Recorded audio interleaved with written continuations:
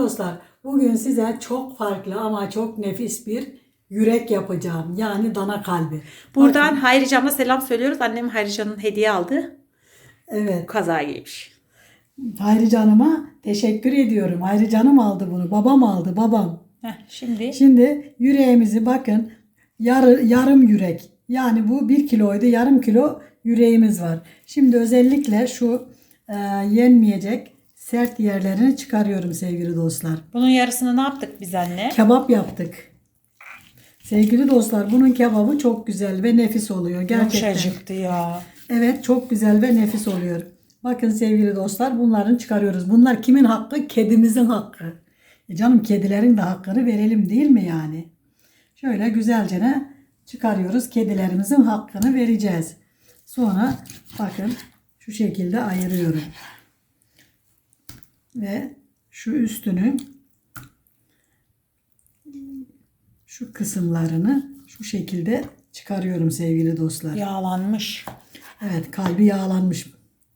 Genç ama yağlanmış. Hayırlısı olsun inşallah. İnşallah inşallah. Bakın bu şekilde güzelce de bunlarını çıkarıyorum. Bu arada sevgili dostlar, şu şeylerini damarlarında mümkün olduğu kadar ne yapalım? Çıkaralım lütfen.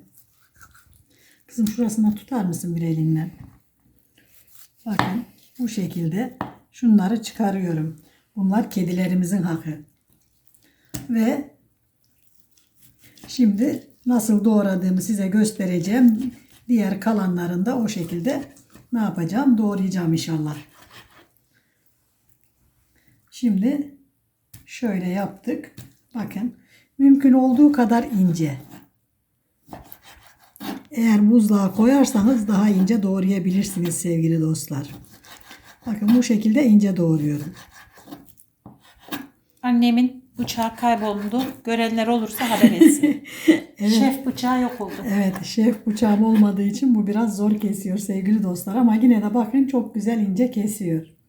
Yani bu şekilde ince doğrayacağız. Doğrandıktan sonra Evet, doğradıktan sonra görüşürüz hepsini doğradıktan sonra. Böyle incecik kıydım. Bakın. göster elinle öyle. Evet, incecik kıydım. Böyle siz de incecik kıyın lütfen. Çok farklı ve çok güzel bir yürek olacak. Bak, incecik kıydım. Şimdi şurada da birazcık kuyruk yağımız var. Bunları da incecik kıyacağım. Getirdi. Şimdi de kuyruk yağlarımızı buzluktaydı. Bakın bu şekilde onları da ince ince doğrayarak ne yapacağım? Şöyle güzel ince ince doğrayacağım sevgili dostlar. Aşağı yukarı 100 gram kuyruk yağımız var. Bayağıdan beri ciğer yapmayın. Bir ciğer alalım da ciğer yiyelim. Evet. Ciğeri de özledik yani. Bunu böyle görünce yaprak ciğer aklıma geldi. Yaprak ciğer yiyelim biraz. Şeylerimizi de bu şekilde doğruyorum. Yine bunları da ince doğrayacağız sevgili dostlar. İnce, jülyen, halka halka. Mümkün olduğu kadar tabii. Benim sevgili bıçağım kaybolduğu için çok da istediğim gibi doğrayamıyorum ama gene de idare ediyorum sevgili dostlar. Bakın, yeşil biberlerimizi de bu şekilde doğruyorum.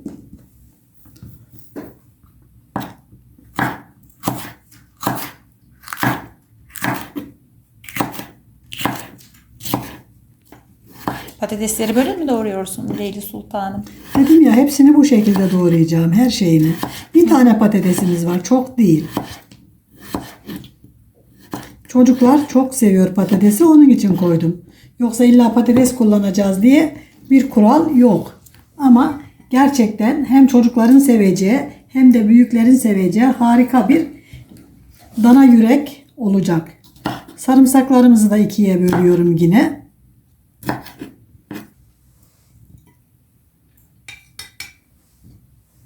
Şimdi de sıra soğanlarımızda.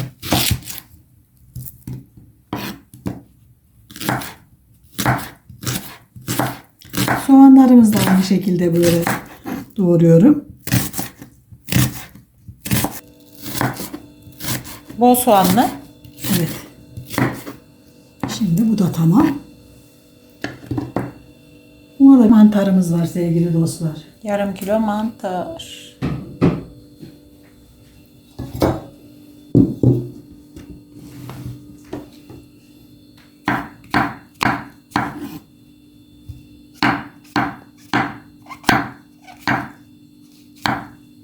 Sevgili dostlar bakın şeylerimizde böyle mantarlarımızda bu şekilde doğradım. Şimdi pişirmeye geçiyoruz.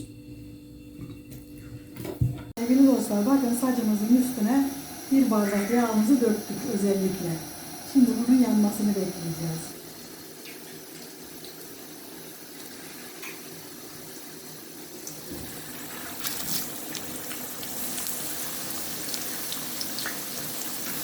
Bakın sevgili dostlar güzelce kızarttım. Onları alıyorum.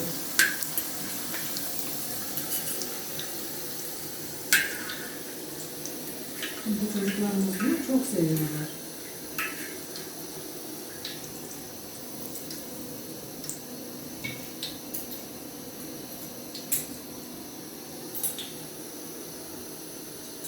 Yağlarımızı yavaşça içine koyuyoruz.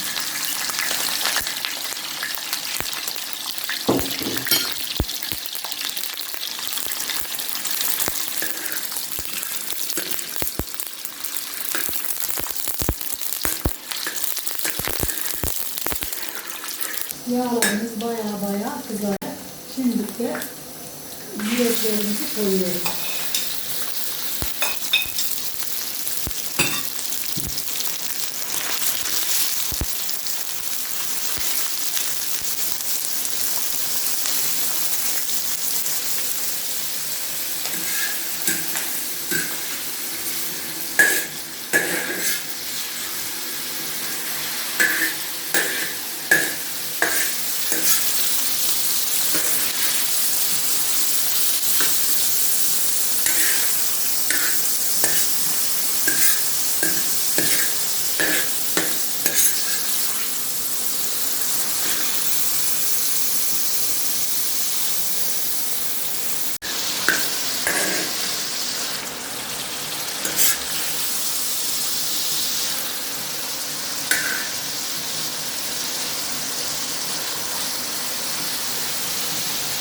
Yumuşacık kız hakikaten.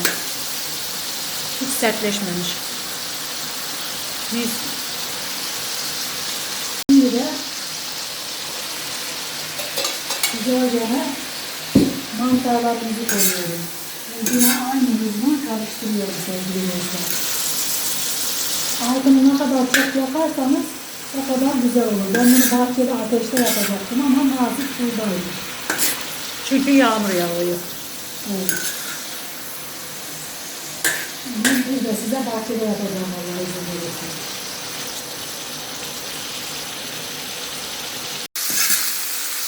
Bakın sevgili dostlar şeyini çekti. Suyunu tamamen çekti. Yağa bindi. Şimdi ne yapıyoruz? Soğanlarımı döküyoruz. Sonra sarımsaklarımı da koyuyoruz. Ve karıştırmaya devam ediyoruz.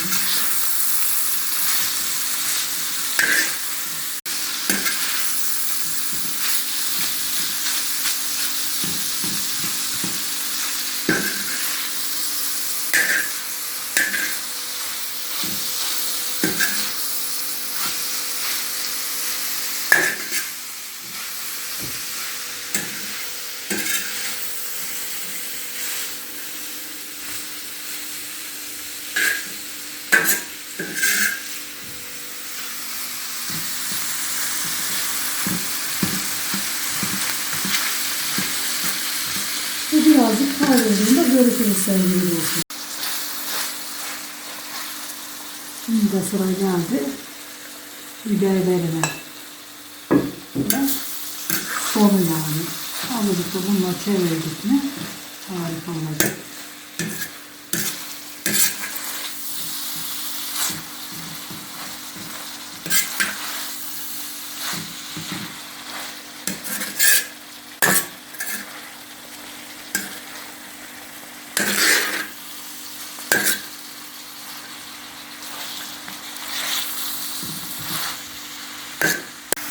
Bakın sevgili dostlar, harika oldu. Şimdi biraz da şöyle baharatlarına, lütfen herkes kendine göre atsın. Ben böyle bir tatlı kaşığı atıyorum tuzunu. Bence yeter. Şöyle birazcık da kimyon, bir tatlı kaşığı kadar. Şöyle bir tatlı kaşığı kadar da kekik. Şöyle herkes kendine göre atsın. Ben çok az bir karabiber attım. Ve olmazsa olmazımız sevgili dostumuz pul biberimiz. Bir daha açabilir. Şimdi şöyle bir kaşık daha atayım. Tamam. Çok acı değil pul biberimiz sevgili dostlar. Sizin biberiniz acıysa ona göre ayarlayın lütfen. Bakın çok harika oldu.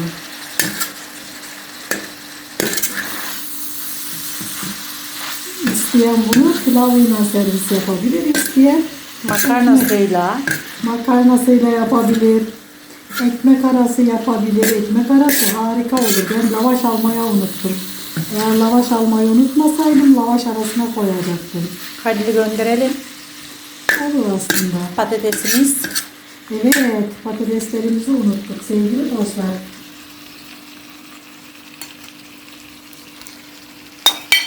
Patateslerimizi kızarttım ki hani burada pişerken dağılmasınlar, içinde tane tane dursunlar diye. İşte tamam, harika durdu.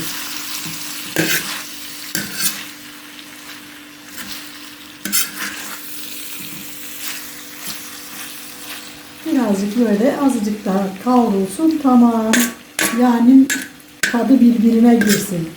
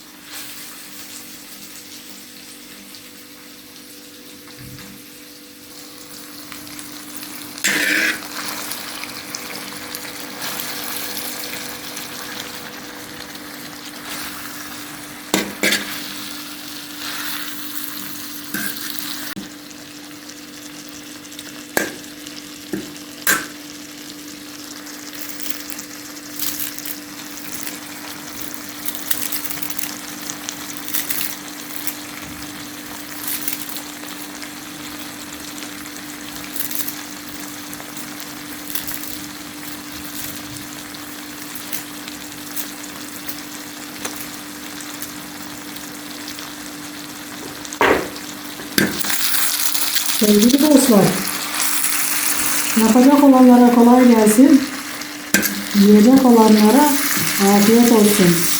Bizi izlemeyi, abone olmayı ve güzel güzel ekmeklerinizin arasına koymayı unutmayın lütfen. Bakın şöyle, harika, bakın çocuklarınızın tam seveceği, çok güzel oldu. Tabii büyüklerin de seveceği oldu. O benim hakkım. Bizi izlemeyi unutmayın ama güzel fikirlerinizi de söylemeyi unutmayın lütfen. Hoşça kalın. Allah'a emanet olun.